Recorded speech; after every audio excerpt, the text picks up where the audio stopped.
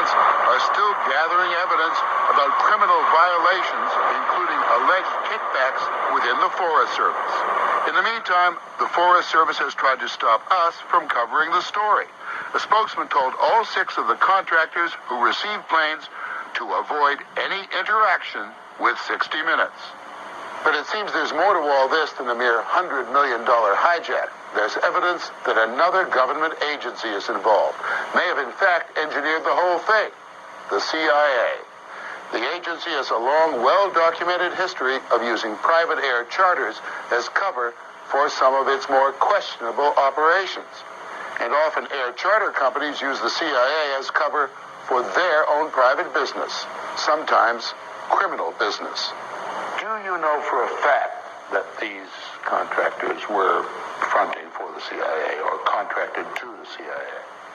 I think the answer to that is definitely yes. The intelligence agency might dispute at what point they became involved. You know, it's a chicken and egg question.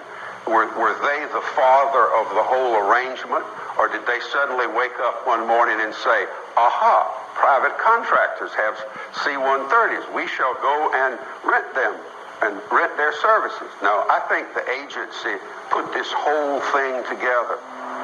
Not surprisingly, the CIA denies involvement. The U.S. Forest Service has no comment. But now that details of the plane swap are emerging, some pilots are going public. Pilots like Tosh Plumley. Have you flown C-130s? Yes, sir, I have them. I'm rated C-130-A's. Who did you fly them for? I flew for, it was CIA front companies. Tosh Plumley's had a checkered career, flying drugs, weapons, you name it, for fly-by-night airlines, hired, he claims, by government agencies, like the CIA and the Drug Enforcement Administration. He now lives in semi-retirement in the Colorado Rockies. You know about this program of transferring aircraft from Tucson to the Forest Service for fighting fires. Right. Why would the CIA want to use the Forest Service in this way? When you're talking about black operations, you have to have areas where you can protect those operations. An operative's first primary responsibility is to protect that operation at all costs. So therefore, if you can do a cutout by having the Forest Service say, okay, that's registered to them. And that's a good cutout for some nastier jobs.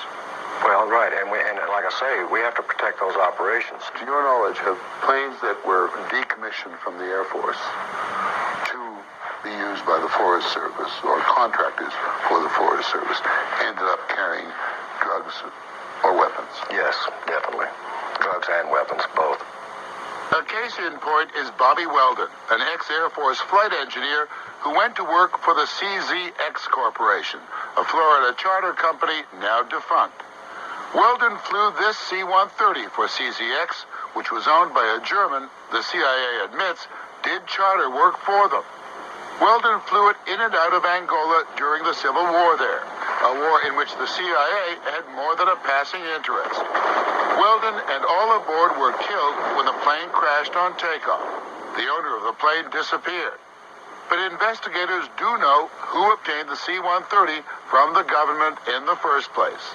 That same Roy Regan. And he engineered a trade for it, just as he did for those 28 others. We tried to reach Roy Regan here at his home in Medford, Oregon. The place was deserted. Neighbors said he hadn't been seen in 6 months. We finally tracked him to this house outside of Phoenix. He said pictures were okay, but no interview. The stress would be too great. Even though a Forest Service Inspector General's report says he made a couple of $1 million, he says he lost money because the Forest Service mishandled the deals. And he says he did not work for the CIA. The CIA, as we said, is denying any involvement. When the CIA says in a situation like this, look, we had nothing to do with this. We're not guilty here. Can we believe them? No, I don't think so. It's been an old tradition for the CIA to use the Forest Service and some other agencies as a conduit to get things that they need. Only 5 of the C-130s obtained through the Forest Service have battled forest fires.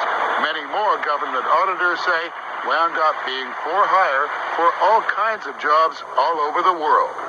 And the private companies who still own them are now the subject of another investigation that will decide whether the planes were in fact illegally taken from the government in the first place.